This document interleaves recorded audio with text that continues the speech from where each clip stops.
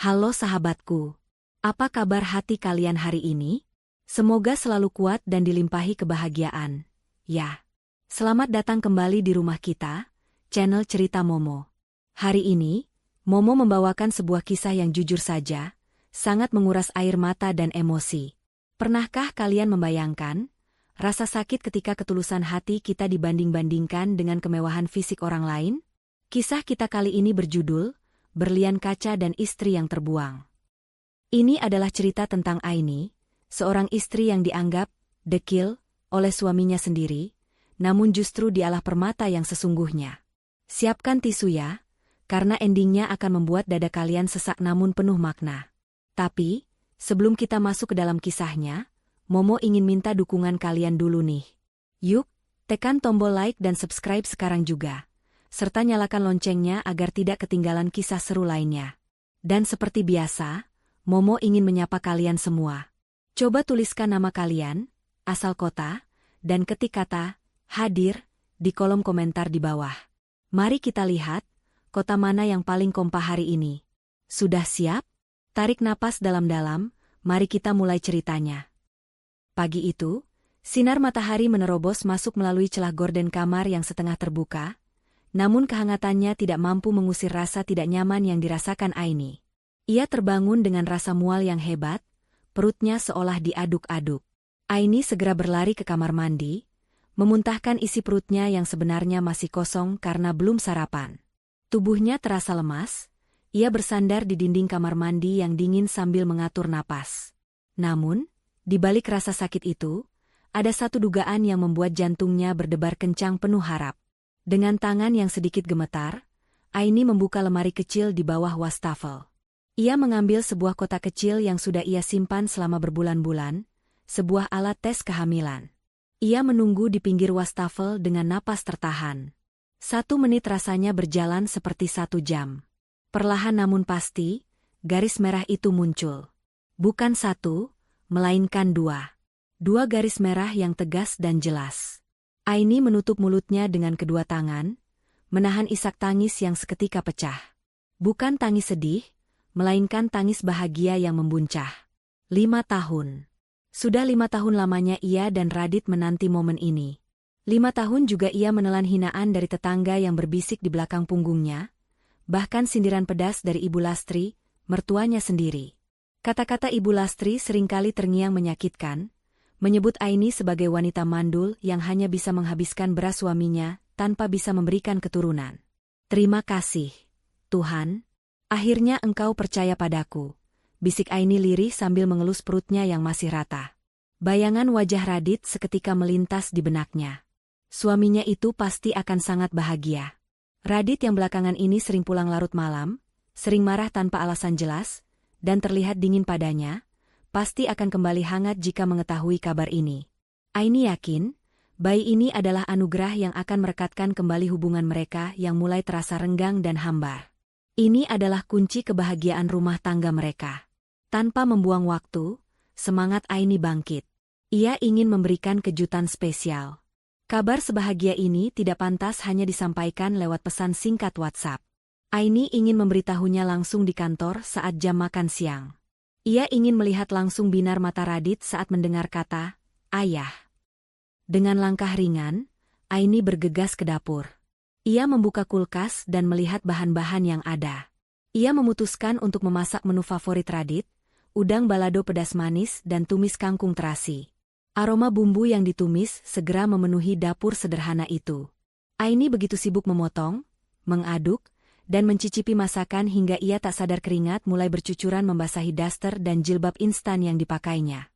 Wajahnya berminyak karena uap panas kompor dan udara dapur yang pengap, namun senyum di bibirnya tak pernah pudar sedetik pun. Jam dinding tua di ruang tengah menunjukkan pukul 11 siang.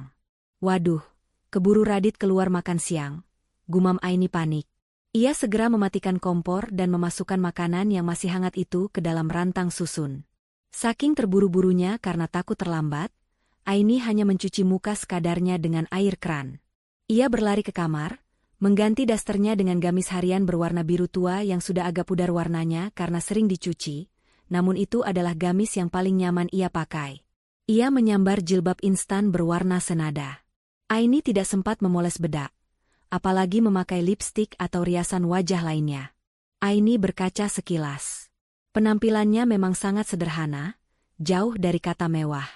Tapi baginya, kabar kehamilan ini adalah kosmetik tercantik yang ia miliki hari ini. Ia berpikir Radit tidak akan peduli dengan penampilannya yang polos dan sedikit kusam.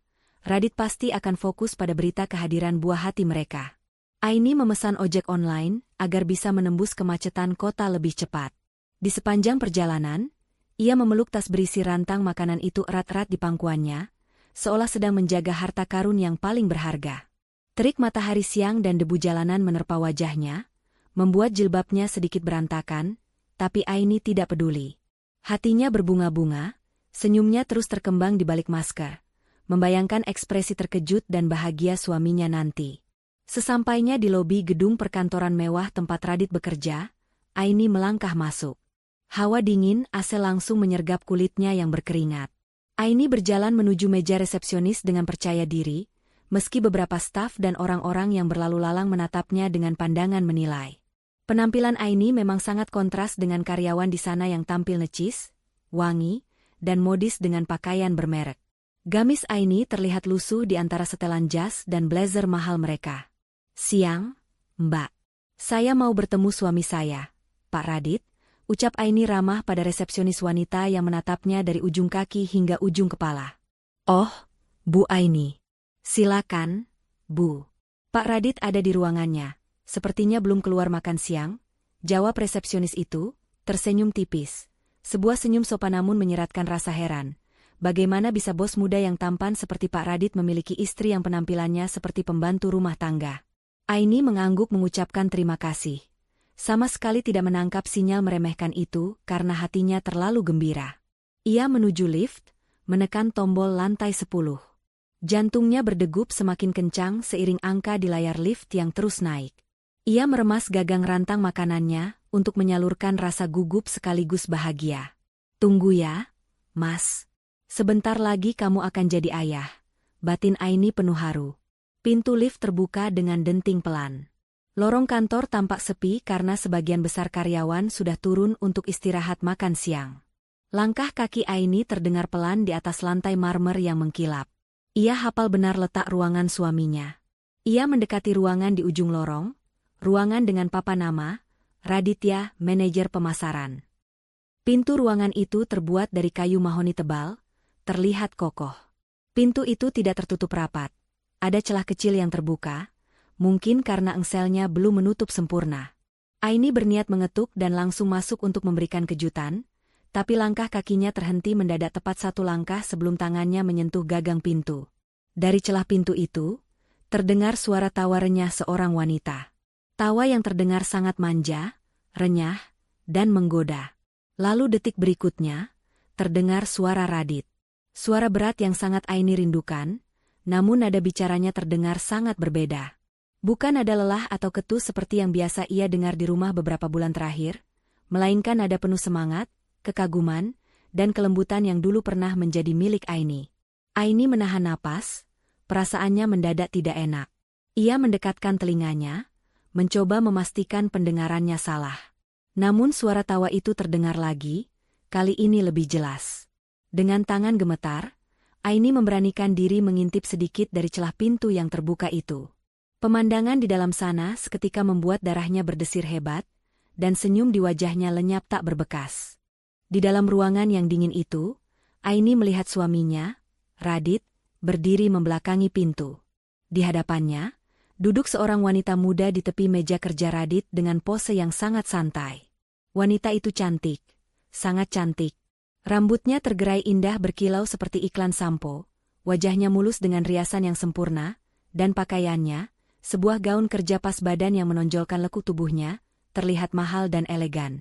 Wangi parfum mewah wanita itu bahkan samar-samar tercium hingga ke celah pintu tempat Aini berdiri, bercampur dengan aroma pengharum ruangan kantor, menenggelamkan bau bumbu dapur yang menempel di baju Aini. Radit sedang memegang sebuah kotak beludru merah. Tangan suaminya itu mengambil seuntai kalung berlian yang berkilauan ditimpa cahaya lampu ruangan. Mata Aini terbelalak. Itu bukan kalung biasa. Kilauannya menyakitkan mata, dan Aini tahu harganya pasti sangat mahal. Aini teringat, sudah lama sekali Radit tidak pernah membelikannya hadiah. Bahkan sekadar jilbab baru seharga Rp50.000 pun Radit selalu beralasan sedang banyak pengeluaran dan harus berhemat.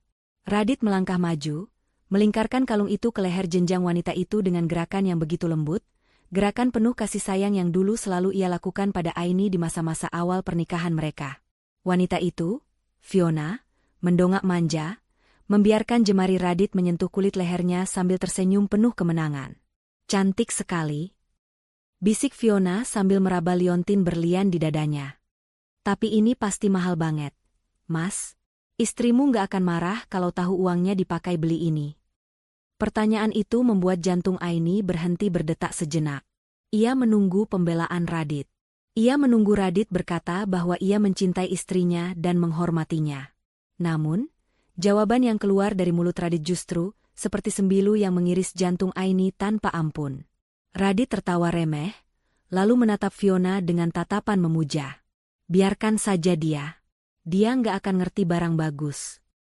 Radit memegang bahu Fiona, menatapnya lekat-lekat, lalu mengucapkan kalimat yang menghancurkan seluruh dunia Aini dalam sekejap. Ini baru kelas. Berlian mahal, sangat cocok dipakai wanita mahal sepertimu, daripada si dekil itu. Kamu lihat kan kalau dia di rumah? Pakai daster bolong, bau bawang, rambut acak-acakan. Beda sama kamu, Fiona. Kamu wangi, kamu berkelas. Kamu pantas dapat berlian ini. Duar. Rasanya seperti ada petir yang menyambar tepat di ulu hati Aini. Kakinya lemas ketika, nyaris membuatnya ambruk jika saja tangannya tidak berpegangan kuat pada bingkai pintu kayu mahoni itu. Rantang makanan di pelukannya terasa semakin berat, seberat kenyataan pahit yang baru saja menimpanya. Dekil. Kata itu berdengung menyakitkan di telinga Aini. Jadi selama ini, pengabdiannya dianggap kekumuhan?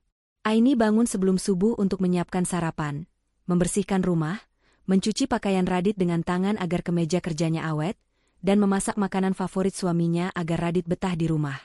Semua keringat dan lelah itu, di mata Radit, hanyalah definisi dekil.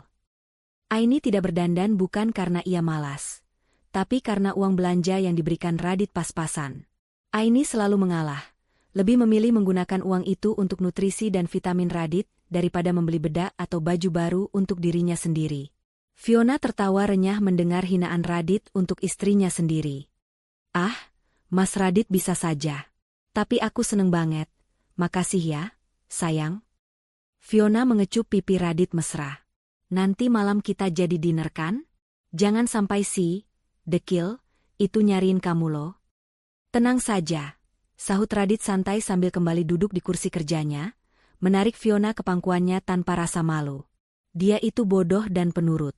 Aku bilang lembur sedikit saja dia pasti percaya.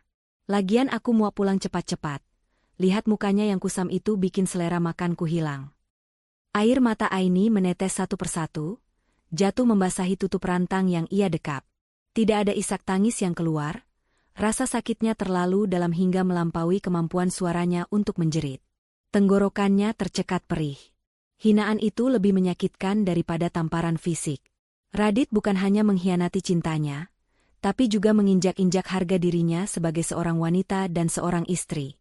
Aini menunduk menatap dirinya sendiri. Gamis biru tua yang pudar, tangan yang sedikit kasar karena pekerjaan rumah tangga, dan sepatu sandal murah yang ia pakai.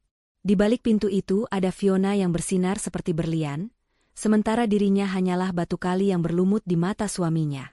Tangan Aini perlahan meraba perutnya. Di sana ada darah daging Radit. Anak yang baru saja ia syukuri kehadirannya 20 menit yang lalu. Tapi sekarang, Aini merasa ragu dan takut.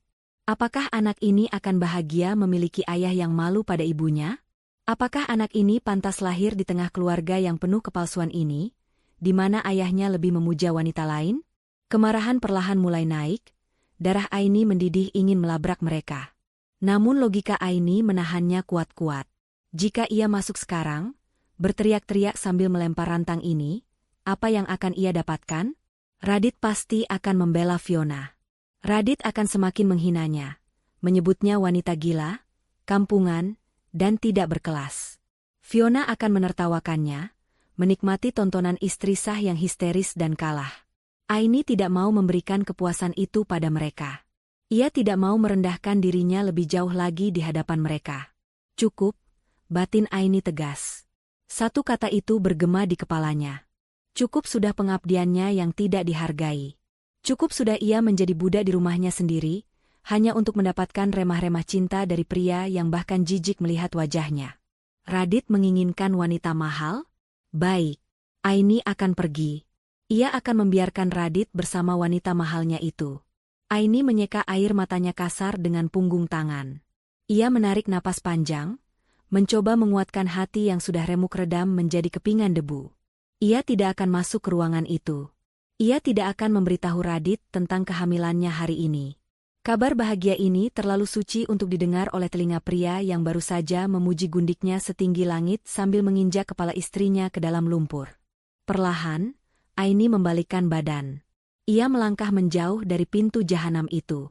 Setiap langkah yang ia ambil menjauh dari ruangan Radit terasa sangat berat, namun di sisi lain, terasa membebaskan. Ia berjalan kembali menuju meja resepsionis dengan tatapan kosong namun langkah yang pasti.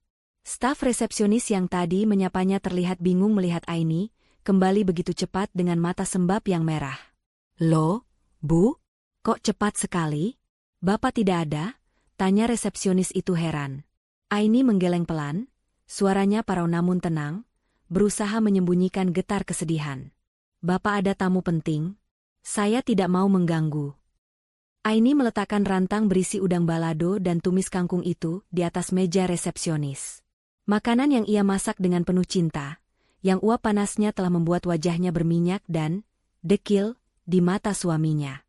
Makanan itu kini terasa seperti simbol kebodohannya selama ini. "Mbak, tolong titip ini buat Pak Radit ya. Kalau dia tanya, bilang saja dari pengirim paket atau jasa catering, tidak usah bilang dari saya," ucap Aini datar. "Baik, Bu," jawab resepsionis itu ragu, menatap Aini dengan iba. Aini tidak menoleh lagi. Ia berjalan keluar dari gedung mewah itu. Matahari siang semakin terik memanggang aspal Jakarta, tapi tubuh Aini terasa dingin. Sangat dingin hingga ke tulang sumsum. Ia meraba saku gamisnya, merasakan kertas hasil tes kehamilan di sana. "Kita pulang, Nak," bisiknya dalam hati, seolah berbicara pada janin yang belum bernyawa itu. "Kita pulang, kita kemasi barang-barang kita. Ibu tidak akan membiarkanmu tumbuh bersama laki-laki yang menyebut ibumu dekil." Di dalam taksi online yang membawanya pulang, Aini tidak menangis lagi. Air matanya sudah kering di lobi tadi.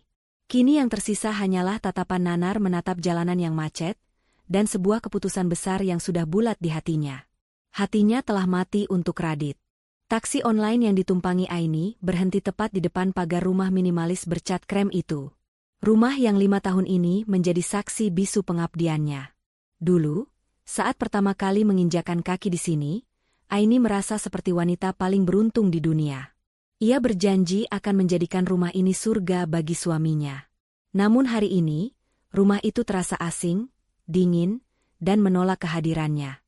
Aini membayar ongkos taksi dan melangkah gontai masuk ke halaman. Ia membuka pintu depan dengan kunci cadangan yang selalu ia bawa. Suara klik dari kunci pintu terdengar begitu nyaring di tengah keheningan siang yang menyengat. Begitu pintu terbuka, aroma pengharum ruangan lavender menyapa hidungnya, aroma yang sengaja ia pilih karena Radit bilang itu membuatnya rileks. Ironis, pikir Aini. Ia berusaha sekuat tenaga membuat Radit rileks di rumah, sementara Radit mencari ketenangan di pelukan wanita lain. Aini masuk dan menutup pintu perlahan. Ia tidak melepas sepatunya. Ia berjalan menyusuri ruang tamu yang bersih tanpa debu, melewati dapur tempat ia biasa menghabiskan berjam-jam waktunya, dan berhenti di depan pintu kamar utama. Dengan napas tertahan, Aini membuka lemari pakaian. Di sisi kanan, berjejer kemeja kerja Radit yang sudah disetrika licin dan wangi. Di sisi kiri, tumpukan gamis dan pakaian rumah Aini yang sederhana. Aini mengambil sebuah koper kecil berukuran kabin dari atas lemari. Koper itu berdebu, pertanda sudah lama sekali mereka tidak pergi berlibur bersama. Terakhir kali dipakai saat bulan madu 5 tahun lalu, saat janji manis Radit masih terdengar indah. Aini mulai memasukkan pakaiannya. Satu persatu gamis, jilbab, dan pakaian dalam ia lipat dengan rapi. Tidak ada amarah yang meledak-ledak saat ia melakukan itu, hanya rasa perih yang menjalar pelan namun mematikan. Matanya tertuju pada sebuah kotak perhiasan kecil di sudut laci. Isinya hanya cincin kawin emas polos dan sepasang anting imitasi. Aini mengambil cincin kawin itu dari jarinya. Cincin yang sudah mulai longgar karena tubuh Aini yang semakin kurus memikirkan rumah tangga. Ia menatap lekat cincin itu. Dulu Radit memakaikannya dengan mata berkaca-kaca, berjanji sehidup semati. Kini, janji itu telah ia tukar dengan berlian di leher Fiona. Aini meletakkan cincin itu di atas meja rias, tepat di samping botol parfum Radit yang mahal. Ia tidak akan membawa apapun yang mengingatkannya pada ikatan palsu ini. Setelah koper itu terisi penuh dengan barang-barangnya yang tidak seberapa, barang-barang, dekil, menurut Radit, Aini menutup resletingnya. Bunyi zip itu terdengar seperti penutup bab kehidupan Aini di rumah ini. Ia tidak membawa satupun barang pemberian Radit, jika memang ada. Bahkan skincare murah yang ia beli dengan uang sisa belanja pun ia tinggalkan. Biarlah Radit melihat botol-botol itu dan sadar betapa iritnya istrinya selama ini demi menjaga keuangan keluarga. Aini menyeret kopernya ke ruang makan. Ia duduk di salah satu kursi, mengambil secari kertas dan pulpen dari laci meja. Tangannya gemetar saat ujung pulpen menyentuh kertas putih itu. Ia ingin menuliskan semua kemarahannya, semua sumpah serapah yang pantas diterima Radit. Tapi, Aini menarik napas panjang, mencoba menenangkan gemuruh di dadanya. Ia ingin pergi dengan terhormat. Ia ingin kata-kata terakhirnya diingat Radit sebagai penyesalan seumur hidup, bukan sekadar amukan istri yang cemburu. Aini mulai menulis. Untuk Mas Radit, suamiku. Aini berhenti sejenak, menghapus air mata yang menetes di atas kertas, membuat tintanya sedikit melebar. Ia melanjutkan tulisannya dengan hati yang dikuatkan. Setelah selesai menulis, Aini melipat kertas itu dengan rapi. Ia merogoh saku gamisnya, mengeluarkan alat tes kehamilan bergaris 2 yang ia dapatkan pagi tadi. Benda kecil yang seharusnya menjadi tiket kebahagiaan mereka, kini berubah menjadi bukti perpisahan. Aini meletakkan surat itu di tengah meja makan yang kosong. Di atas surat itu, ia menaruh alat tes kehamilan tersebut sebagai penindih. Pemandangan itu begitu menyayat hati. Meja makan tempat biasa Aini menyajikan makanan hangat, kini hanya menyajikan kabar duka atas matinya sebuah pernikahan. Aini berdiri, memandang sekeliling rumah itu untuk terakhir kalinya. Pandangannya berhenti pada foto pernikahan mereka yang tergantung besar di dinding ruang tamu. Di foto itu, Aini dan Radit tersenyum lebar. Aini ingat, saat itu ia merasa menjadi wanita paling cantik sedunia. Tapi hari ini ia sadar, bagi Radit, kecantikannya memiliki tanggal kedaluarsa, dan tanggal itu sudah lewat sejak lama. Selamat tinggal, rumah penuh kepalsuan, bisik Aini lirih. Ia meraih gagang koper, lalu berjalan menuju pintu keluar. Setiap langkah kaki yang ia ambil terasa berat seolah lantai menahannya untuk pergi, tapi logika Aini memaksanya terus melangkah. Ia tidak boleh berbalik. Jika ia berbalik sekarang, ia akan kembali terjebak dalam penghinaan itu selamanya. Ia harus menyelamatkan harga dirinya, dan yang terpenting, ia harus menyelamatkan anak di dalam kandungannya dari lingkungan beracun ini. Sesampainya di ambang pintu, Aini meletakkan kunci rumah di atas rak sepatu. Ia tidak membutuhkannya lagi. Rumah ini bukan lagi tempatnya pulang. Aini membuka pintu pagar, melangkah keluar menuju jalanan perumahan yang sepi. Matahari sore mulai condong ke barat, menciptakan bayangan panjang dari tubuh Aini yang berjalan sendirian menyeret koper. Tidak ada tetangga yang melihatnya pergi. Kepergiannya sesunyi pengabdiannya selama ini. Aini mengeluarkan ponselnya, memesan taksi online lagi. Tujuannya satu, stasiun kereta api. Ia akan pergi jauh. Ia akan pulang ke kota kelahirannya, meski orang tuanya sudah tiada, setidaknya di sana ada makam ibu dan ayah tempat ia bisa mengadu. Atau mungkin, ia akan pergi ke tempat Ratna sementara waktu sebelum memutuskan langkah selanjutnya. Yang jelas, ia harus pergi sejauh mungkin dari jangkauan Radit sebelum malam tiba. Saat mobil jemputan datang dan Aini masuk ke dalamnya, ia tidak menoleh lagi ke belakang. Ia membiarkan rumah itu semakin mengecil di kaca spion, dan akhirnya menghilang di tikungan jalan. Di dalam mobil, Aini mengelus perutnya lembut. Kita hanya berdua sekarang. Nak, ibu janji, ibu akan jadi ibu sekaligus ayah yang hebat buat kamu. Kita tidak butuh berlian untuk bersinar. Kita akan bersinar dengan cara kita sendiri. 20 menit berlalu sejak Aini meninggalkan rumah itu. Rumah itu kembali kosong, gelap, dan sunyi. Hanya ada surat dan 2 garis merah di atas meja makan yang menunggu tuannya pulang. Menunggu untuk menghancurkan hati Radit sehancur-hancurnya, tepat saat pria itu merasa sedang berada di puncak dunia bersama wanita pujaannya. Bom waktu itu sudah terpasang, dan hitungan mundurnya telah dimulai. Malam itu, jarum jam di dashboard mobil Radit sudah menunjukkan pukul 10 lewat. Namun, wajah pria itu tampak cerah, jauh dari kata lelah. Senandung kecil keluar dari bibirnya mengikuti irama lagu jazz yang mengalun pelan dari radio mobil. Hatinya sedang berbunga-bunga. Makan malam romantis bersama Fiona tadi benar-benar memuaskan egonya.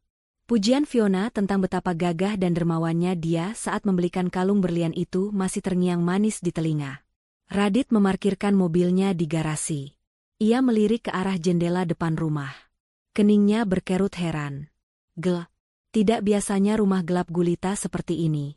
Biasanya, Aini selalu menyalakan lampu teras dan ruang tengah, menunggu kepulangannya dengan setia, kadang sambil tertidur di sofa ruang tamu. Tumben, gumam Radit sambil mematikan mesin mobil. Apa dia lupa nyalain lampu? Atau listrik padam? Dengan perasaan sedikit kesal, Radit turun dari mobil. Ia merogoh saku celananya mencari kunci rumah, bersiap untuk menegur Aini karena keteledoran ini. Baginya, tugas Aini di rumah hanya mengurus hal-hal sepele seperti ini. Jika menyalakan lampu saja lupa, apa gunanya dia di rumah seharian? Pintu depan terkunci. Radit memutarnya kasar dan mendorong pintu terbuka. Aroma rumah yang biasanya menyambutnya dengan bau masakan hangat, atau setidaknya wangi pembersih lantai, kali ini terasa berbeda. Hampa. Udara di dalam rumah terasa dingin dan diam, seolah tidak ada kehidupan di dalamnya. Aini, panggil Radit lantang sambil meraba dinding mencari saklar lampu. Lampu ruang tamu menyala, menyinari ruangan yang rapi, terlalu rapi. Tidak ada tanda-tanda Aini. Tidak ada sandal rumah istrinya di dekat rak sepatu. Radit melangkah masuk lebih dalam, suara sepatu kerjanya menggema memantul di dinding-dinding yang sunyi. Aini, kamu di mana? Aku panggil kok nggak nyahut. Serunya lagi, nada suaranya mulai meninggi karena emosi. Ia paling benci jika pulang kerja dan harus mencari-cari istrinya seperti main petak umpet. Ia ingin segera dilayani, dibuatkan teh hangat, dan dipijat kakinya. Radit berjalan menuju dapur. Kosong. Kompor bersih, wastafel kering. Tidak ada tudung saji di meja makan yang biasanya menutupi makan malamnya. Rasa lapar yang sedikit terasa setelah fine dining dengan porsi kecil bersama Fiona tadi, mulai membuatnya semakin uring-uringan. Kemana sih wanita itu? Jam segini keluyuran, gerutunya. Radit berbalik menuju kamar utama. Pintu kamar tertutup. Ia membukanya dengan kasar. Aini, kamu tidur ya? Kalimatnya terhenti di tenggorokan. Kamar itu kosong. Ranjang tertata rapi, spray tidak kusut, bantal tersusun tegak. Aini tidak ada di sana. Namun, yang membuat jantung Radit berdesir aneh, adalah pintu lemari pakaian yang sedikit terbuka. Radit mendekat. Ia melihat sisi lemari yang biasanya penuh dengan gamis-gamis murah Aini kini melompong. Hanya tersisa gantungan-gantungan baju kosong yang bergetar pelan terkena angin AC. Pakaian istrinya hilang. Laci tempat Aini menyimpan barang-barang pribadinya juga kosong. Rasa dingin mulai merayap di tengkuk Radit. Bukan karena AC, tapi karena firasat buruk yang mendadak menyergap. Matanya beralih ke meja rias. Di sana, tergeletak cincin kawin emas polos yang dulu ia beli dengan cicilan di awal pernikahan mereka. Cincin itu ditinggalkan begitu saja di samping botol parfum, seolah benda itu tidak lagi memiliki arti. Dia pergi. Radit bergumam, setengah tidak percaya. Nggak mungkin. Paling cuma ngambek dan pulang ke rumah temannya. Dia kan nggak punya siapa-siapa lagi selain aku. Mau kemana dia? Radit berusaha menyangkal kenyataan. Ia tertawa sumbang, mencoba menepis kepanikan yang mulai tumbuh. Ia yakin Aini tidak akan berani meninggalkannya. Aini itu wanita lemah, bergantung padanya, dan, dekil, siapa yang mau menampungnya? Pikir Radit sombong.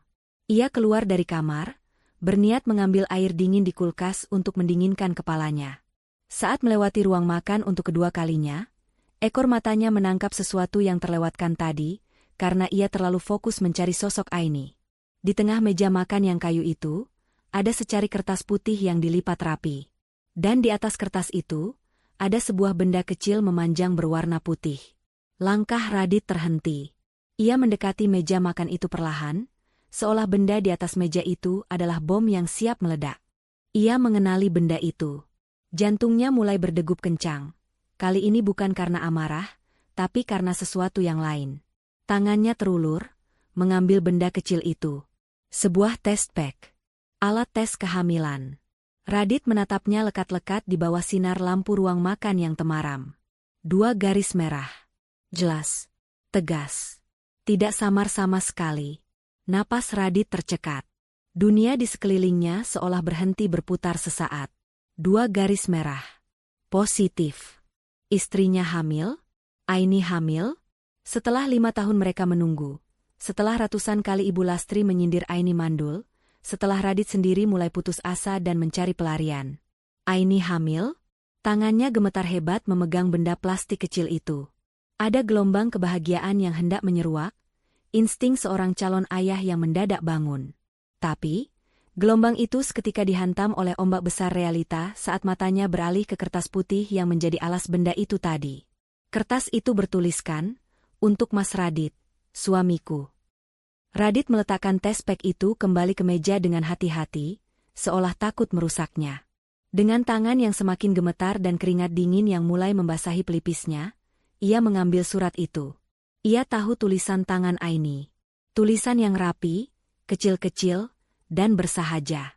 Keheningan rumah itu semakin mencekam. Tidak ada suara tawa Fiona, tidak ada musik jazz, tidak ada arogansi yang tadi ia bawa pulang. Yang ada hanya Radit. Seorang suami yang baru saja menemukan kabar gembira sekaligus kabar buruk dalam satu tarikan napas. Perlahan, Radit membuka lipatan kertas itu. Suara kertas yang dibuka terdengar sangat nyaring di telinganya yang berdengung. Ia mulai membaca kata pertama, dan saat itu juga, ia merasakan dadanya sesak, seolah oksigen di ruangan itu tersedot habis keluar. Malam itu, di ruang makan yang sunyi, Radit akan membaca vonis atas perbuatannya sendiri. Tangan Radit yang biasanya kokoh saat memegang kendali setir mobil atau menandatangani dokumen penting, kini gemetar hebat. Kertas putih di tangannya terasa berat, seolah memuat beban ribuan ton penyesalan.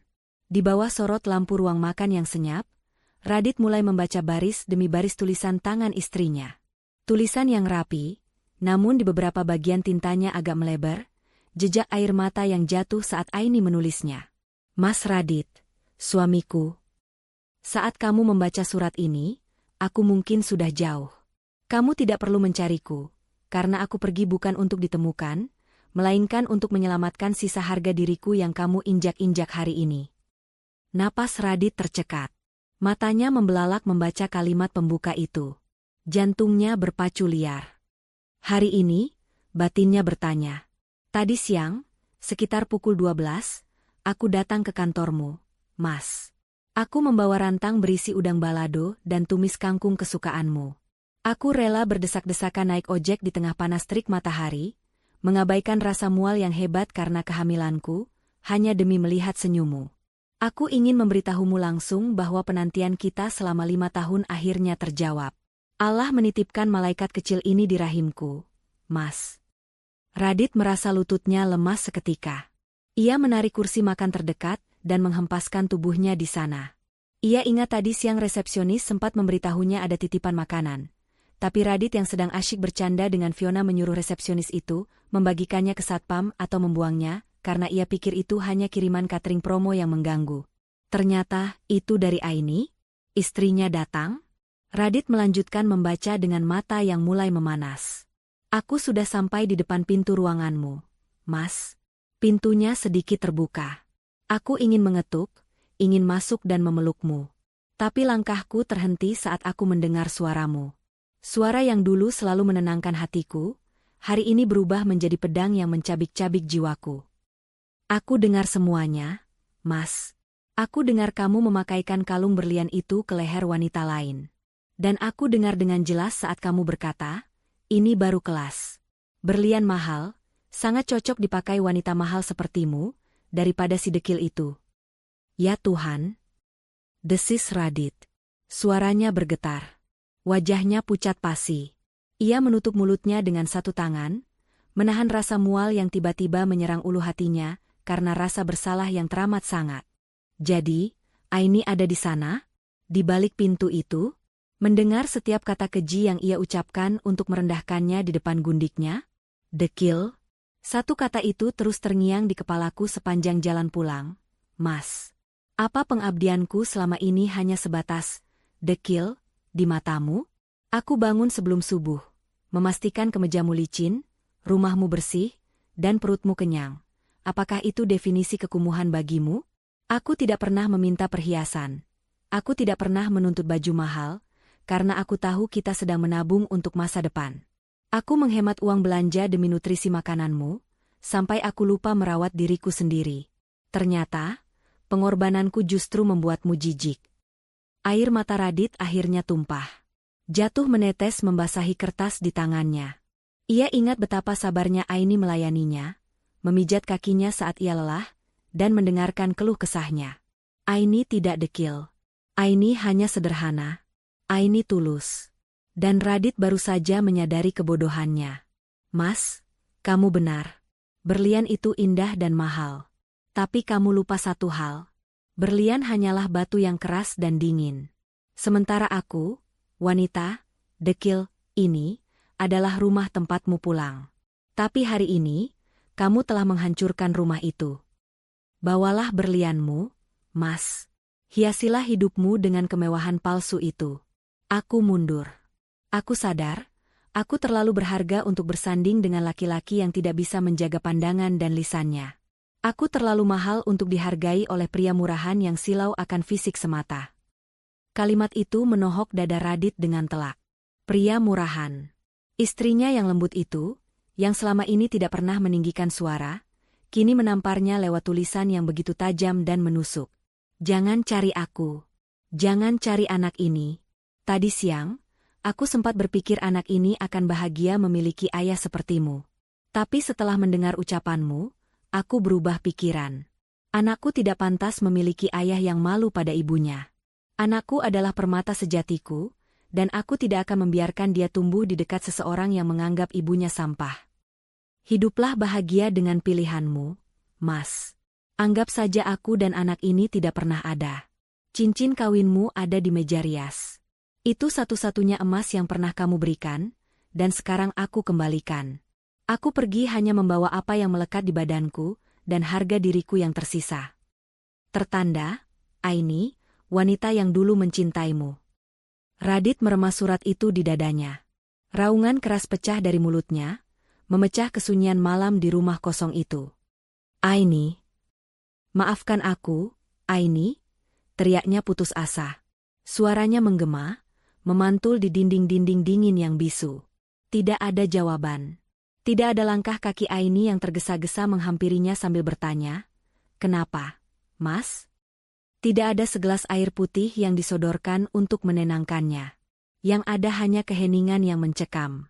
Radit meraih ponselnya dengan panik. Jari-jarinya yang gemetar menekan nama, istriku, di daftar kontak. Nomor yang Anda tuju sedang tidak aktif atau berada di luar jangkauan. Radit mencoba lagi, dan lagi, dan lagi. Jawaban operator seluler yang dingin itu seolah mengejek kepanikannya. Ia beralih membuka aplikasi WhatsApp. Foto profil Aini, foto bunga matahari yang ia potret di taman kota setahun lalu, sudah hilang.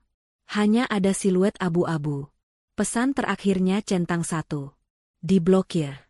Radit melempar ponselnya ke meja makan dengan frustrasi hingga layar retak. Ia kembali menatap test pack bergaris 2 itu. Benda kecil itu kini terasa seperti nisan bagi kebahagiaannya. Ia baru saja mendapatkan segalanya. Jabatan bagus, uang untuk membeli berlian, dan wanita cantik seperti Fiona, tapi di detik yang sama, ia kehilangan segalanya yang sejati. Ia kehilangan rumahnya. Ia kehilangan calon penerusnya. Bayangan wajah Aini yang tersenyum tulus, tatapan matanya yang teduh, dan kelembutannya saat menyambutnya pulang kerja, kini berputar-putar di kepalanya seperti film dokumenter yang menyakitkan. Bandingkan dengan Fiona yang tadi saat makan malam hanya sibuk selfie dengan kalung barunya, dan mengeluh tentang pelayanan restoran yang lambat. Bodoh. Kamu bodoh, Radit. Makinya pada diri sendiri sambil memukul kepalanya. Rasa sesal itu datang bagai air bah, menggulung egonya hingga tak bersisa. Ia sadar, ia telah membuang mutiara di dasar laut demi memungut pecahan kaca di pinggir jalan yang melukainya. Tapi semua sudah terlambat. Malam ini, Radit sendirian. Ditemani rasa bersalah yang akan menjadi hantu paling menyeramkan dalam hidupnya mulai detik ini. Rumah mewah itu kini terasa seperti neraka yang sunyi. Pagi itu, Radit terbangun dengan leher yang kaku dan kepala yang berdenyut nyeri. Ia tidak tidur di kamar tidur yang nyaman, melainkan tertidur dalam posisi duduk di meja makan dengan kepala terkulai di atas lipatan tangan. Matanya menyipit saat cahaya matahari pagi yang terik menembus jendela kaca, menyinari kekacauan di meja makan. Ponsel dengan layar retak, test pack bergaris 2, dan surat Aini yang kertasnya mulai keriting karena bekas air mata. Kesadaran menghantamnya seketika. Itu bukan mimpi buruk. Aini benar-benar pergi. Radit melirik jam dinding. Pukul 9 pagi. Ia seharusnya memimpin rapat pemasaran hari ini, tapi ia tidak peduli. Ponselnya yang retak bergetar di meja. Ada puluhan panggilan tak terjawab dari kantor dan dari Fiona. Nama, Fiona My Love, yang berkedip di layar kini terasa seperti ejekan. Radit mengabaikannya. Ia menyambar kunci mobil dan berlari keluar rumah tanpa mandi, masih mengenakan kemeja kerja kemarin yang kusut dan bau keringat. Tujuannya satu, menemukan Aini. Radit memacu mobilnya membelah kemacetan Jakarta dengan ugal-ugalan. Tempat pertama yang terlintas di benaknya adalah rumah masa kecil Aini di pinggiran kota. Meskipun kedua orang tua Aini sudah meninggal 2 tahun lalu, rumah sederhana itu masih ada dan sesekali Aini bersihkan. 1 jam kemudian, mobil mewah Radit berhenti di depan sebuah rumah tua bergaya tahun 90-an dengan ket pagar yang mulai mengelupas. Lingkungan itu padat penduduk, kontras dengan perumahan elit tempat Radit tinggal. Beberapa tetangga yang sedang menyapu halaman menatap mobil Radit dengan heran. Radit turun, berlari menuju pagar. Diguncangnya pagar besi itu dengan keras. Aini, buka pintunya. Mas tahu kamu di dalam, teriaknya. Hening. Tidak ada jawaban. Hanya suara burung gereja yang bertengger di kabel listrik. Radit mengintip dari celah pagar. Halaman rumah itu penuh daun kering, terasnya berdebu tebal. Jelas sekali tidak ada orang yang datang ke sana dalam beberapa hari terakhir. Cari siapa, Mas? Tanya seorang ibu tetangga sebelah yang mendekat pagar pembatas. Istri saya, Bu. Aini. Apa dia ada pulang ke sini? Tanya Radit penuh harap, napasnya memburu. Ibu itu menggeleng. Neng Aini? Wah, sudah sebulan lebih nggak kelihatan. Mas, rumah ini kosong terus. Bahu Radit merosot. Harapannya pupus. Ia kembali masuk ke mobil dengan langkah gontai. Ia memukul setir dengan frustrasi. Kamu di mana? Nih, kamu nggak punya siapa-siapa lagi selain aku. Gumamnya, sebelum menyadari betapa arogan kalimat itu. Dulu Aini memang bergantung padanya. Tapi semalam Aini membuktikan bahwa ia bisa berdiri sendiri tanpa Radit. Tiba-tiba, sebuah nama melintas di benaknya. Ratna. Sahabat Aini sejak SMA. Satu-satunya teman curhat Aini yang Radit tahu. Meskipun Radit tidak terlalu menyukai Ratna karena wanita itu terlalu vokal dan sering mengkritik cara Radit memperlakukan Aini. Radit segera memutar balik mobilnya menuju daerah Jakarta Selatan, tempat Ratna tinggal. Sesampainya di rumah Ratna, Radit tidak sabar. Ia memencet bel berkali-kali. Tak lama kemudian, pintu rumah terbuka. Ratna keluar dengan wajah masam, mengenakan pakaian rumah santai. Begitu melihat siapa yang datang, raut wajah Ratna berubah menjadi tatapan penuh kebencian yang terang-terangan. Ratna tidak membukakan pagar. Ia berdiri di balik jeruji besi, melipat tangan di dada layaknya penjaga benteng yang siap berperang. Ngapain lo kesini? Tanya Ratna ketus, tanpa basa-basi memanggil, Mas, atau Pak, seperti biasanya. Ratna, tolong buka. Aini ada di sini, kan? Aku mau ketemu istriku. Pinta Radit, suaranya terdengar putus asa. Ratna tertawa sinis, tawa yang menusuk telinga. Istri? Oh, kirain lo udah lupa kalau punya istri.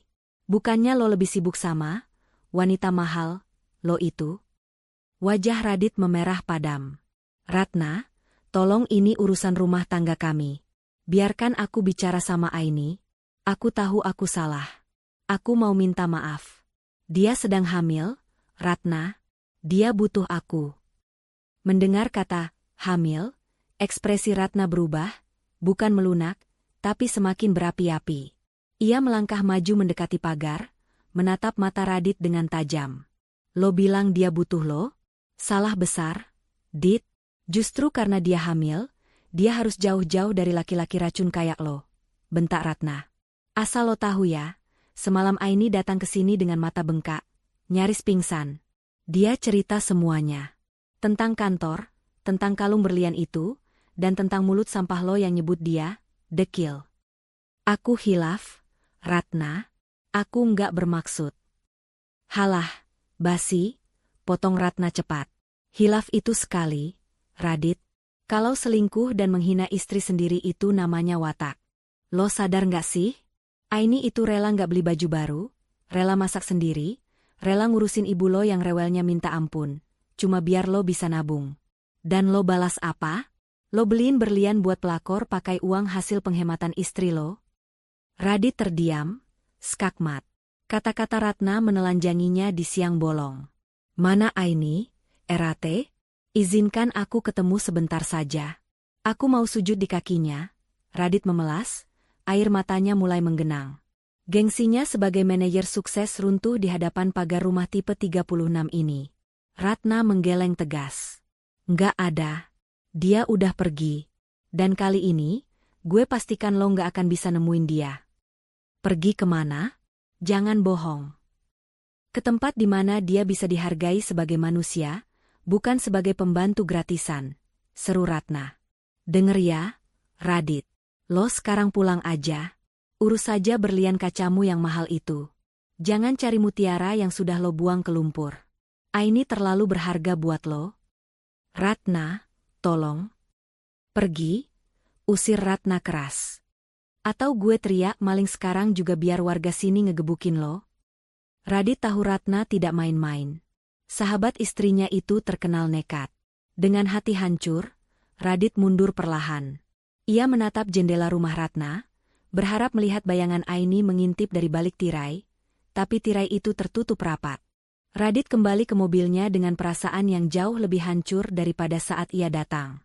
Dunianya benar-benar runtuh. Pintu akses ke Aini sudah tertutup rapat. Saat ia menyalakan mesin mobil, ponselnya berdering lagi. Nama Fiona muncul di layar mobil yang terhubung Bluetooth. Tanpa sadar, Radit menekan tombol angkat. Halo, sayang. Kamu kemana sih? Kok nggak masuk kantor? Suara manja Fiona memenuhi kabin mobil. Aku udah di mal nih, mau makan sushi. Kartu kredit kamu yang kemarin kok limitnya habis sih? Transferin lagi dong, sekalian buat beli tas yang aku mau. Mendengar suara itu, perut Radit mual. Suara yang kemarin terdengar merdu, kini terdengar seperti suara nenek sihir yang memeras darahnya. Bayangan Aini yang rela makan nasi sisa demi Radit bisa makan enak berkelebat. Radit? Kok diam aja sih? Halo, cecar Fiona. Radit mematikan sambungan telepon itu kasar. Ia mencengkeram setir kuat-kuat hingga buku jarinya memutih. Sialan. Desisnya. Di tengah kesendirian itu, Radit menyadari satu hal mengerikan. Ia telah menukar surga di rumahnya dengan neraka berwujud bidadari palsu.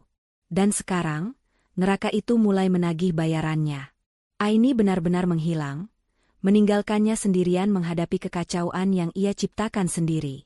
Pencariannya hari ini bukan hanya sia-sia, tapi juga menyadarkannya bahwa ia benar-benar sendirian. 1 bulan telah berlalu sejak Aini pergi meninggalkan rumah. 1 bulan yang terasa seperti 1 abad bagi Radit. Rumah minimalis yang dulunya adalah tempat peristirahatan paling nyaman, kini berubah menjadi kapal pecah. Debu mulai menebal di atas perabotan, Lantai terasa berpasir saat diinjak, dan tumpukan piring kotor menggunung di wastafel dapur, mengeluarkan aroma tak sedap yang menyebar hingga ke ruang tengah. Radit pulang kerja dengan langkah gontai. Kemejanya kusut, tidak ada garis setrikaan licin yang biasanya menjadi kebanggaannya. Wajahnya terlihat lelah dan kusam, lingkaran hitam di bawah matanya semakin jelas. Ia bukan lagi manajer necis yang penuh percaya diri. Begitu membuka pintu, Radit bukannya disambut ketenangan, melainkan suara televisi yang menyala keras. Di sofa ruang tamu, Fiona sedang berbaring santai sambil menelepon temannya. Kakinya yang jenjang diletakkan di atas meja kopi, tepat di samping bekas bungkus makanan cepat saji yang berserakan. "Iya, Beb. Nanti kita ke salon ya. Kukuku patah nih gara-gara buka kaleng soda." Keluh Fiona manja di telepon, sama sekali tidak menoleh saat Radit masuk. Radit menghela napas panjang, menahan emosi yang sudah menumpuk seharian di kantor. Performanya di kantor menurun drastis karena pikirannya kacau, dan teguran dari atasan tadi siang masih membuat kepalanya pening. Radit berjalan ke dapur, berharap ada sedikit makanan. Kosong. Hanya ada sisa tulang ayam dan saus yang mengering di piring kotor. Perutnya perih. "Fiona," panggil Radit dengan suara serak. Fiona menutup teleponnya, lalu menatap Radit dengan alis terangkat. "Kenapa sih, Yang? Pulang-pulang muka ditekuk gitu. Nggak asik banget." "Kamu nggak masak?" tanya Radit, mencoba sabar. "Atau setidaknya pesanin aku makan? Aku lapar banget." "Enam." Fiona mendengus, lalu bangkit duduk sambil membetulkan tatanan rambutnya. "Masak? Hello? Kamu lupa ya? Aku ini Fiona. Tanganku ini buat pakai cincin berlian dan pegang tas branded. Bukan buat pegang pisau dapur dan bau bawang. Kan kamu sendiri yang bilang, aku ini wanita mahal. Wanita mahal itu dilayani, bukan melayani." Kalimat itu menampar Radit telak. Kata-katanya sendiri kini menjadi bumerang yang menghantam balik wajahnya. Tapi setidaknya rumah dirapikan sedikit. "Enam." Lihat itu cucian numpuk di keranjang kamar mandi sampai tumpah-tumpah. Bau apek. "Aku udah nggak punya kemeja bersih buat besok." Radit menunjuk tumpukan pakaian kotor dengan frustrasi. Fiona berdiri, berkacak pinggang. Wajah cantiknya berubah judes. "Heh, Radit. Denger ya. Dulu kamu ninggalin istri kamu si Aini itu karena dia dekil. Kan? Karena dia sibuk ngurusin rumah sampai lupa ngurus badan? Sekarang aku udah tampil cantik, wangi, perawatan tiap hari buat kamu. Kamu malah nyuruh aku jadi babu? Maumu apa sih? Kalau mau rumah bersih, sewa pembantu dong. Jangan suruh aku nyuci baju kotor kamu yang bau keringat itu. Jijik tau. Aku lagi nggak ada uang buat sewa pembantu. Fiona, tabunganku habis buat menuhin gaya hidup kamu bulan ini." Bentak Radit, kesabarannya habis. "Itu derita kamu." Balas Fiona tak mau kalah. "Kalau nggak mampu biayain wanita berkelas, jangan gaya-gayaan selingkuh sama aku. Balik sana sama istri dekilmu yang murahan itu." Radit terdiam. Dadanya turun naik menahan amarah yang meledak-ledak. Ia menatap wanita di hadapannya. Fiona memang cantik. Kulitnya mulus, bajunya mahal, dan di lehernya masih melingkar kalung berlian yang Radit belikan. Kalung yang menjadi awal kehancurannya. Tapi malam ini, di mata Radit, kecantikan Fiona terlihat mengerikan. Di balik wajah yang dipoles sempurna itu, ada hati yang busuk dan egois. Radit teringat Aini. Aini yang tidak pernah mengeluh meski tangannya kasar terkena sabun cuci. Aini yang selalu menyambutnya dengan senyum teduh dan segelas teh hangat, bukan dengan tuntutan dan omelan. Aini yang rela menyisihkan uang belanja demi membelikan vitamin untuk Radit. Sementara Fiona justru menguras kartu kreditnya sampai limit hanya untuk tas dan sepatu yang tidak penting. Ternyata, mahal, yang dimaksud Fiona hanyalah label harga. Sementara Aini memiliki nilai yang tak terhingga. Radit baru sadar, selama ini ia bukan membuang batu kali demi berlian. Ia justru membuang berlian murni yang terbungkus kain sederhana, demi sepotong kaca hiasan yang tajam dan melukai. "Kenapa diam? Nyesel?" cibir Fiona melihat Radit yang mematung.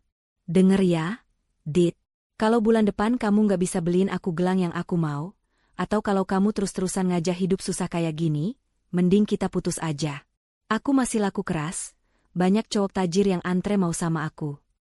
Fiona menyambar tas tangannya, lalu melenggang pergi menuju kamar tidur, membanting pintu dengan keras hingga figura foto di dinding bergoyang. Radit terduduk lemas di sofa yang penuh remah makanan itu. Ia memijat pelipisnya yang berdenyut hebat. Matanya menatap nanar ke sekeliling ruangan yang kacau. Rumah ini terasa seperti neraka. Ia mengambil kemeja kerjanya yang tergantung di balik pintu, kemeja yang sudah dipakai 2 hari berturut-turut, karena ia kehabisan pakaian bersih. Ia mencium kerahnya. Bau apek. Bau keringat. Dekil. Bisik Radit lirih, menertawakan dirinya sendiri. Kini, dialah yang dekil. Tanpa Aini yang mengurusnya, Radit kehilangan sinarnya. Ternyata selama ini, penampilan rapi, wangi, dan sukses yang ia banggakan di kantor bukanlah hasil kerjanya sendiri. Itu semua adalah mahakarya Aini. Ainilah yang memolesnya, merawatnya, dan menjaganya agar selalu terlihat mahal di mata orang lain. Dan dengan bodohnya, Radit menyebut sang seniman itu dekil. Perutnya berbunyi nyaring, perih meminta diisi. Radit bangkit dengan sisa tenaga, menuju dapur. Ia membuka lemari makanan instan. Habis. Hanya ada 1 bungkus mie instan yang remuk di pojokan. Radit merebus air dengan panci yang masih berminyak bekas masakan Fiona entah kapan. Saat menunggu air mendidih, air mata Radit menetes lagi. Ia merindukan sop ayam buatan Aini. Ia merindukan pijatan tangan Aini di bahunya. Ia merindukan suara lembut Aini mengaji di sepertiga malam. Semua itu hilang, digantikan oleh mie instan remuk dan wanita cantik yang hanya peduli pada uangnya. Malam itu, Radit makan mie instan sendirian di meja makan yang berdebu, ditemani penyesalan yang semakin mencekik lehernya. Ia sadar, hidupnya sedang menuju kehancuran total, dan tidak ada Fiona yang akan menolongnya. Justru wanita itulah yang akan mendorongnya ke jurang lebih cepat. Di tengah keheningan, ponsel Radit bergetar. Sebuah pesan masuk dari ibunya, Ibu Lastri. "Dit, besok ibu mau datang ke rumah. Ibu kangen sama masakan Aini. Bilang sama istrimu, masakin ibu pepes ikan ya." Radit mematung membaca pesan itu. Ponsel di tangannya nyaris terlepas. Ibunya akan datang. Ibunya yang belum tahu apa-apa, yang selalu memuja Radit dan meremehkan Aini, akan datang besok. Dan besok, Ibu Lastri akan melihat kenyataan pahit bahwa menantu yang selalu ia banggakan, Fiona, si wanita pilihan anaknya, adalah mimpi buruk yang nyata. Radit menutup wajahnya dengan kedua tangan. "Mati aku." Desisnya putus asa. Badai baru akan segera datang esok hari. Siang itu, matahari bersinar terik, seolah ikut memanaskan suasana yang akan segera meledak di rumah Radit. Sebuah taksi berhenti di depan pagar. Ibu Lastri turun dengan senyum lebar sambil menjinjing tas besar berisi oleh-oleh dari kampung, kerupuk kulit dan buah-buahan segar kesukaan Radit. Ia sudah membayangkan akan disambut oleh Aini yang mencium tangannya dengan takzim, lalu sigap membuatkan minuman dingin dan memasakkan pepes ikan pesanan lewat pesan singkat semalam. Meski Ibu Lastri sering menyindir Aini, dalam hati kecilnya ia mengakui bahwa menantunya itu sangat telaten. Rumah selalu bersih, baju Radit selalu rapi, dan Aini tidak pernah membantah sedikitpun meski disakiti dengan kata-kata pedas. "Assalamualaikum," seru Ibu Lastri sambil membuka pintu pagar yang tidak dikunci. Tidak ada jawaban. Ibu Lastri mengernyit. Teras rumah terlihat kotor, banyak daun kering berserakan. Pot-pot bunga kesayangan Aini terlihat layu dan mati karena tidak pernah disiram. Perasaan Ibu Lastri mulai tidak enak. "Aini, Radit, ibu datang," serunya lagi sambil membuka pintu utama. Begitu pintu terbuka, aroma tidak sedap langsung menyergap hidung Ibu Lastri. Bau sampah yang belum dibuang bercampur dengan bau asap rokok dan parfum menyengat. Mata tua Ibu Lastri membelalak melihat kondisi ruang tamu. Bantal sofa berserakan di lantai, bungkus makanan cepat saji menumpuk di meja, dan debu terlihat tebal di mana-mana. "Astagfirullah. Ini rumah apa kandang kapal pecah?" gumam Ibu Lastri sambil menutup hidung dengan ujung kerudungnya. "Aini, kamu di mana? Kok rumah dibiarkan begini?" Tiba-tiba, pintu kamar utama terbuka. Bukan Aini yang keluar, melainkan Fiona. Wanita itu masih mengenakan baju tidur tipis berbahan satin, rambutnya acak-acakan, dan wajahnya tampak bengkak khas orang baru bangun tidur. Fiona menatap Ibu Lastri dengan tatapan kesal karena tidurnya terganggu. Siapa sih teriak-teriak siang bolong begini? Berisik tahu nggak? Bentak Fiona tanpa sopan santun. Ibu Lastri ternganga. Tas oleh-oleh di tangannya nyaris jatuh. Kamu siapa? Kenapa ada di rumah anak saya? Mana Aini? Fiona mendengus, melipat tangan di dada. Oh, ini ibunya Radit? Kirain tukang minta sumbangan. Saya Fiona, pacarnya Radit. Calon istri barunya. Aini? Dia udah minggat kali, mana saya tahu. Pacar? Tubuh Ibu Lastri gemetar. Apa maksud kamu? Radit itu suami orang. Aini itu istrinya. Saat itulah Radit muncul dari dapur. Wajahnya pucat pasi melihat ibunya sudah berdiri berhadap-hadapan dengan Fiona. Radit baru saja mengambil cuti mendadak karena sakit kepala hebat memikirkan kedatangan ibunya, dan kini ketakutannya menjadi nyata. Ibu. Cicit Radit pelan. Ibu Lastri menoleh, matanya nyalang menatap putranya. Radit, jelaskan sama ibu, siapa perempuan tidak sopan ini? Kenapa dia ada di sini pakai baju tidur? Dan di mana istrimu? Di mana Aini? Radit mendekat, mencoba meraih tangan ibunya untuk menyalaminya, tapi Ibu Lastri menepisnya kasar. Plak!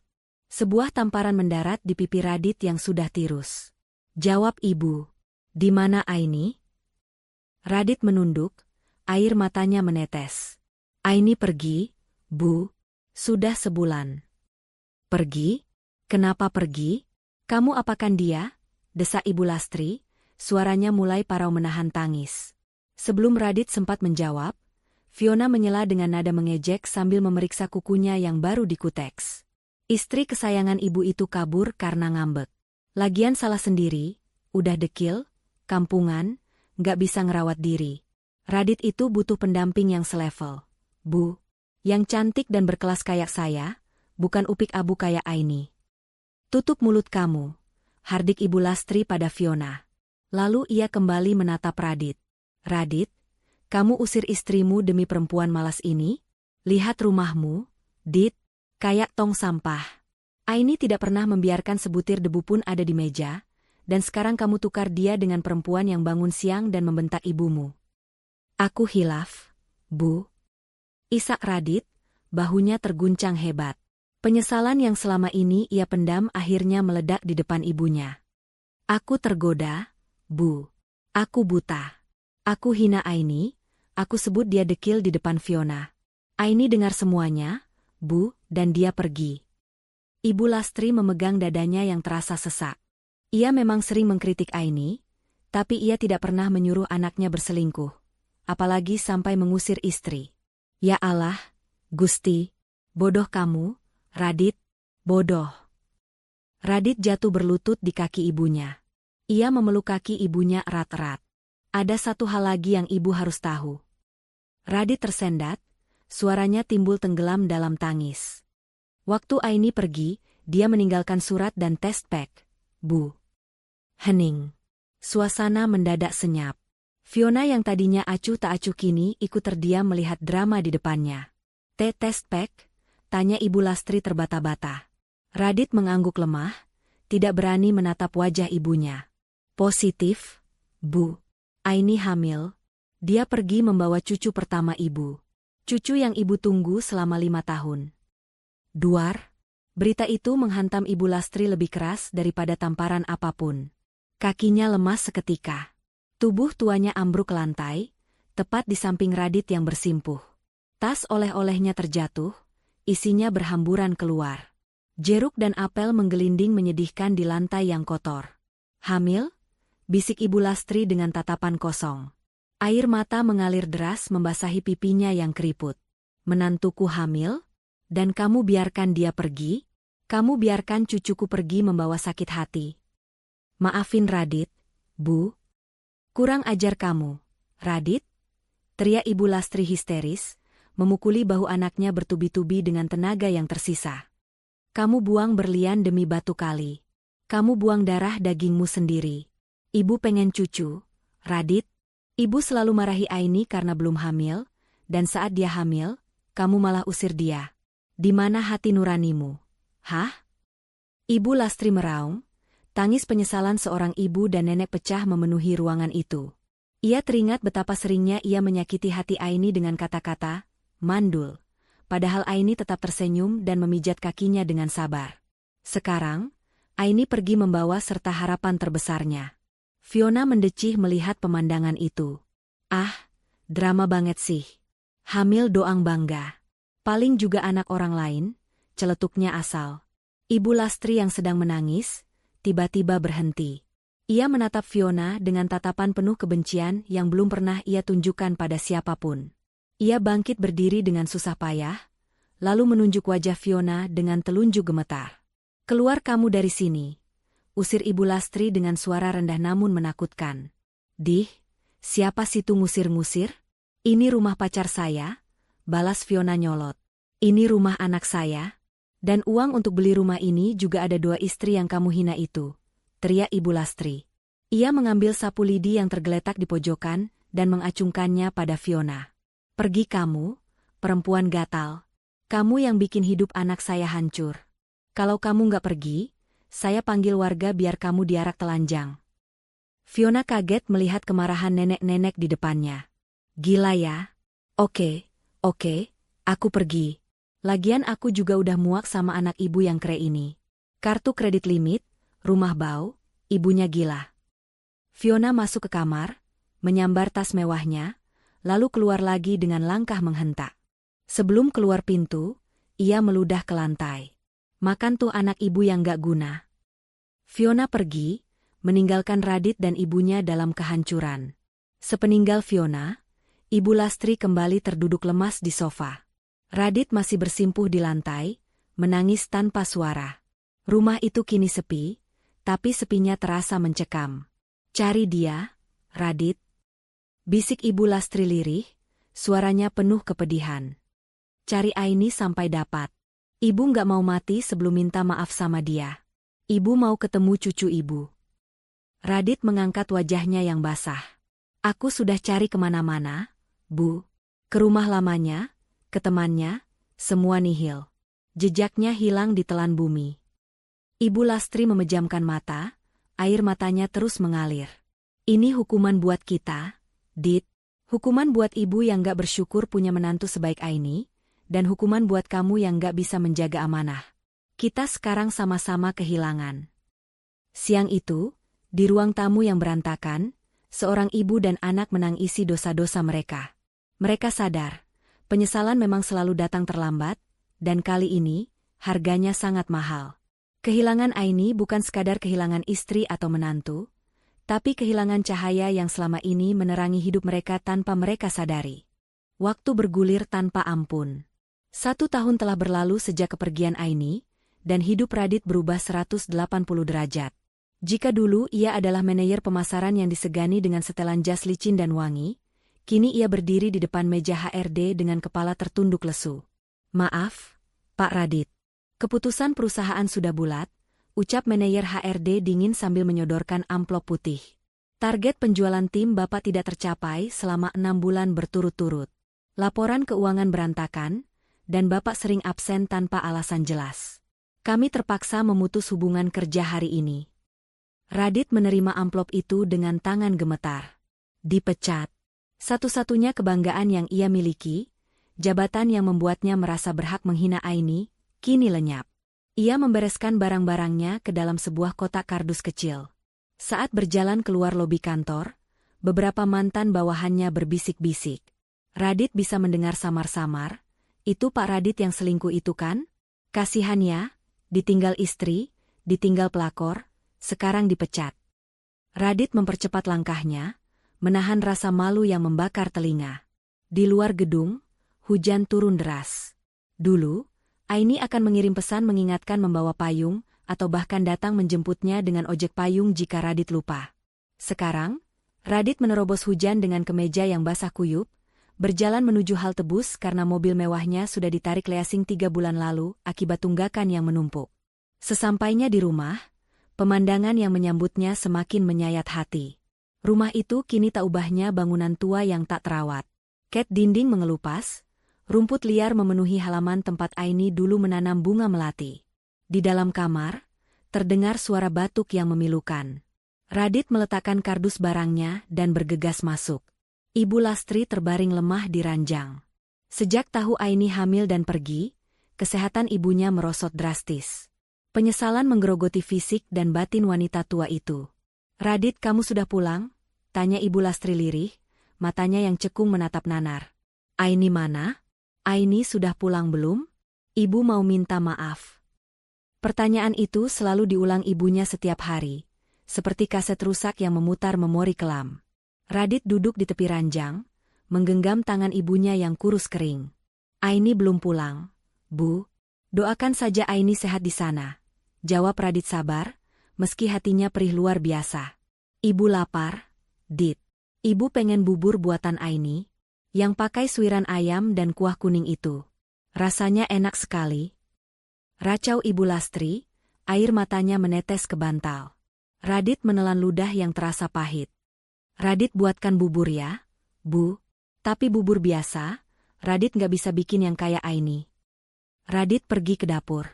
Ia mencoba memasak bubur dari beras sisa yang ada. Namun, karena tidak terbiasa, buburnya gosong di bagian bawah dan terlalu encer. Saat menyuapi ibunya, Ibu Lastri memuntahkannya pelan.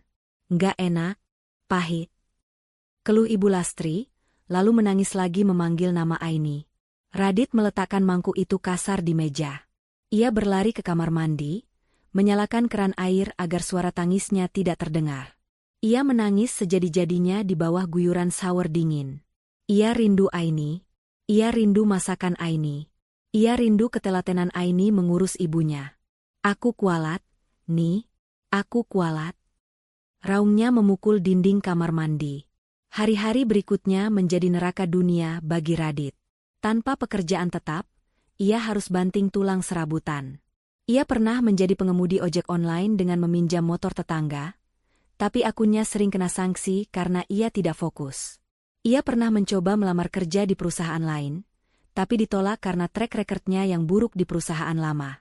Pernah suatu hari, saat sedang mengantar pesanan makanan di sebuah mall mewah, Radit berpapasan dengan Fiona. Mantan kekasih gelapnya itu sedang menggandeng pria tua botak yang terlihat sangat kaya. Fiona mengenakan tas baru, tertawa lepas tanpa beban. Saat mata mereka bertemu, Fiona hanya menatap Radit sekilas dengan pandangan jijik. Melihat jaket ojek yang lusuh dan wajah Radit yang kusam kepanasan, lalu membuang muka seolah tidak kenal. "Ih, bau matahari." Samar-samar Radit mendengar Fiona berkata pada pria di sebelahnya sambil mengibas-ngibaskan tangan di hidung. Radit terpaku di tempat. Kata-kata dekil yang dulu ia lemparkan pada Aini, kini berbalik menghantamnya telak. Sekarang, dialah yang dekil. Dialah yang bau matahari. Dialah yang tidak berharga. Karma telah bekerja dengan cara yang sangat presisi dan menyakitkan. Puncak keputusasaan Radit terjadi 6 bulan kemudian. Ia nekat mendatangi rumah Ratna lagi, berharap mendapat sedikit petunjuk. Tapi rumah itu sudah kosong. Ada tulisan, "Dijual," di pagarnya. Tetangga bilang Ratna sudah pindah keluar kota mengikuti suaminya dinas, dan tidak ada yang tahu alamat barunya. Jembatan terakhir menuju Aini telah runtuh. Malam itu, Radit duduk di teras rumahnya yang gelap karena token listrik habis, dan ia belum punya uang untuk mengisinya. Hanya diterangi cahaya bulan, ia menatap foto pernikahan lusuh yang ia simpan di dompet. "Kamu benar, Ni," bisiknya pada foto itu. "Berlian itu cuma batu. Fiona cuma batu kali yang dipoles. Kamu adalah udara. Aku baru sadar aku butuh kamu saat kamu hilang, dan sekarang aku sesak napas. Aku mati pelan-pelan tanpa kamu." Radit menyentuh wajah Aini di foto itu. "Anak kita, pasti sekarang sudah lahir ya? Laki-laki atau perempuan? Apa dia mirip aku? Atau matanya indah sepertimu?" Pertanyaan-pertanyaan itu tidak pernah terjawab. Waktu terus berjalan tanpa ampun, menggilas Radit dalam roda penyesalan yang tak berujung. 1 tahun berubah menjadi 2 tahun. 2 tahun menjadi 3 tahun. Radit menjalani hidup seperti robot. Bangun, kerja serabutan apa saja asal halal. Mulai dari kuli panggul di pasar hingga tukang cuci piring di warung tenda. Pulang, merawat ibunya, lalu tidur ditemani mimpi buruk. Ia menabung sedikit demi sedikit, bukan untuk membeli barang mewah, tapi dengan harapan suatu hari nanti jika Aini kembali, ia bisa membelikan susu untuk anaknya. Penampilannya berubah drastis. Radit terlihat jauh lebih tua dari usianya. Kulitnya menghitam terbakar matahari, tangannya kasar penuh kapalan, dan rambutnya mulai memutih di beberapa bagian karena stres. Tidak ada lagi sisa-sisa kegagahan masa lalu. Namun, di balik kehancuran fisiknya, hati Radit perlahan berubah. Kesombongannya luntur habis. Ia menjadi pria yang pendiam, rajin beribadah, dan selalu menunduk malu. Setiap sujud dalam salatnya hanya berisi satu doa, "Ya Tuhan, izinkan aku melihat wajah anak dan istriku sekali saja sebelum aku mati. Izinkan aku minta ampun." 5 tahun pun berlalu. Doa Radit akhirnya akan terjawab, namun dengan cara yang tidak pernah ia duga sebelumnya. Cara yang akan menyadarkannya bahwa beberapa kesalahan memang tidak bisa diperbaiki, hanya bisa dimaafkan tanpa bisa dimiliki kembali. 5 tahun. Waktu yang cukup untuk mengubah sepotong arang menjadi abu, atau mengubah ulat menjadi kupu-kupu yang indah. Minggu pagi itu, taman kota dipadati oleh keluarga yang sedang berolahraga atau sekadar menikmati udara segar. Di sudut taman, seorang pria dengan seragam petugas kebersihan berwarna oranye yang kusam sedang menyapu guguran daun kering. Pria itu adalah Radit. Wajahnya yang dulu licin kini dihiasi kerutan dan kulit yang terbakar matahari. Punggungnya mulai membungkuk, menanggung beban penyesalan yang tak kunjung usai. Radit berhenti sejenak, menyeka keringat di dahinya dengan lengan baju yang dekil. Matanya menatap kosong ke arah area bermain anak. Ia sering membayangkan, andai ia tidak bodoh, mungkin sekarang ia sedang ada di sana, mendorong ayunan untuk anaknya sendiri, bukan menyapu sampah bekas makanan orang lain. Tiba-tiba, sebuah mobil SUV mewah berwarna putih mutiara berhenti di area drop-off taman. Pintu mobil terbuka. Seorang wanita turun dengan anggun. Jantung Radit seolah berhenti berdetak. Sapu lidi di tangannya terjatuh ke tanah menimbulkan suara, prak, yang lirih. Itu Aini. Tapi itu bukan Aini yang dekil, seperti dalam ingatannya 5 tahun lalu. Wanita di hadapannya ini bersinar. Aini mengenakan gamis modern berwarna pastel yang membalut tubuhnya dengan elegan, jilbabnya tertata rapi, dan wajah itu bersih, cerah, dan memancarkan ketenangan luar biasa. Tidak ada lagi kantung mata lelah atau kulit kusam. Ia terlihat seperti wanita kelas atas, wanita mahal yang sesungguhnya, bukan karena perhiasan yang ia pakai, tapi karena aura kebahagiaan yang memancar darinya. Hati-hati turunnya, sayang. Suara Aini terdengar lembut, terbawa angin hingga ke telinga Radit yang berdiri mematung di balik pohon besar, berjarak 10 meter dari mereka. Dari pintu tengah mobil, melompat turun seorang anak laki-laki berusia sekitar 4 atau 5 tahun.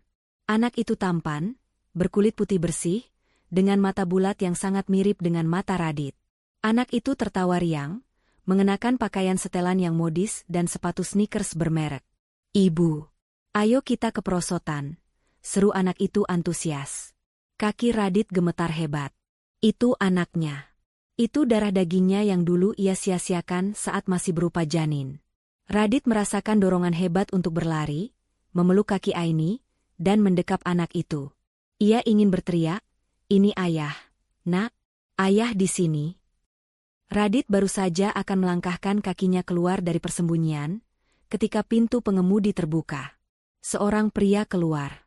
Pria itu tinggi, tegap, berwajah ramah dengan kacamata yang menambah kesan wibawa. Itu Dr. Evan. Dr. Evan menghampiri Aini, lalu dengan natural merangkul pinggang Aini lembut. Aini menoleh pada pria itu dan tersenyum. Senyum manis penuh cinta yang dulu hanya milik Radit, namun telah Radit hapus dengan air mata. Anak laki-laki itu berlari memutar, lalu merentangkan tangannya ke arah Dr. Evan. "Ayah Evan. Gendong. Gendong sampai perosotan," rengek bocah kecil itu manja. Dr. Evan tertawa renyah, lalu dengan sigap mengangkat tubuh mungil itu tinggi-tinggi ke udara. "Siap, jagoan ayah." Pesawat meluncur. "Hore! Ayah hebat!" sorak anak itu kegirangan. Duar, hati Radit hancur berkeping-keping menjadi debu. Kata, "Ayah," yang keluar dari mulut anak kandungnya itu ditujukan pada pria lain. Pria yang tahu cara menghargai Aini. Pria yang memungut permata yang dibuang Radit, lalu menggosoknya hingga bersinar kembali. Radit menarik kembali langkah kakinya. Ia melihat tangannya sendiri yang kasar, kotor memegang sapu, dan bajunya yang bau keringat. Ia menunduk menatap seragam oranyenya. Ini baru kelas. Berlian mahal, sangat cocok dipakai wanita mahal sepertimu, daripada si dekil itu. Kata-katanya 5 tahun lalu kembali menamparnya. Sekarang, lihat siapa yang dekil, lihat siapa yang tidak berkelas. Radit sadar, ia tidak pantas mendekat. Kehadirannya yang kotor hanya akan menodai kebahagiaan suci keluarga kecil itu. Dari kejauhan, Radit melihat Aini tertawa bahagia melihat anaknya bermain dengan Dr. Evan. Tawa itu lepas, tanpa beban. Aini telah menemukan rumahnya yang sejati. Rumah yang kokoh, bukan rumah kardus yang mudah roboh seperti yang Radit berikan dulu. Air mata Radit mengalir deras, membasahi pipinya yang kusam. Ia meremas dada kirinya yang terasa nyeri luar biasa. "Maafkan aku, Aini," bisiknya lirih, suaranya hilang ditelan angin. "Maafkan ayah, nak. Ayah tidak pantas untuk kalian." Aini tiba-tiba berhenti tertawa. Ia seperti merasakan sesuatu. Ia menoleh ke arah pohon besar tempat Radit bersembunyi. Radit panik dan segera menyembunyikan tubuhnya sepenuhnya di balik batang pohon. Napasnya memburu. "Kenapa, Bu?" tanya Dr. Evan lembut. Aini terdiam sejenak, lalu menggeleng sambil tersenyum tipis. "Tidak apa-apa, Mas. Sepertinya aku hanya teringat masa lalu sebentar. Tapi itu sudah lewat. Ayo kita susul Rafa." Aini menggandeng lengan Dr. Evan dan berjalan menjauh, meninggalkan masa lalunya di belakang tanpa menoleh lagi. Radit merosot duduk di tanah, memeluk lututnya sendiri. Di tengah keramaian taman kota yang penuh tawa, Radit menangis sendirian dalam kesunyian yang abadi. Ia telah kehilangan segalanya. Hartanya, jabatannya, istrinya, dan anaknya. Kini ia mengerti, hukuman terberat bagi seorang pengkhianat bukanlah kemiskinan, melainkan melihat orang yang dulu disia-siakannya, kini hidup sangat bahagia di tangan orang lain, sementara ia hanya bisa menjadi penonton dari kejauhan. Radit mengambil kembali sapu lidinya. Dengan langkah gontai, ia kembali menyapu sampah, membawa serta sampah penyesalan di hatinya sampai mati. Tama. Pesan moral. Jangan pernah menilai pasanganmu hanya dari penampilan fisik atau materi semata. Karena, berlian, sesungguhnya adalah ketulusan hati dan kesetiaan yang menemani saat susah.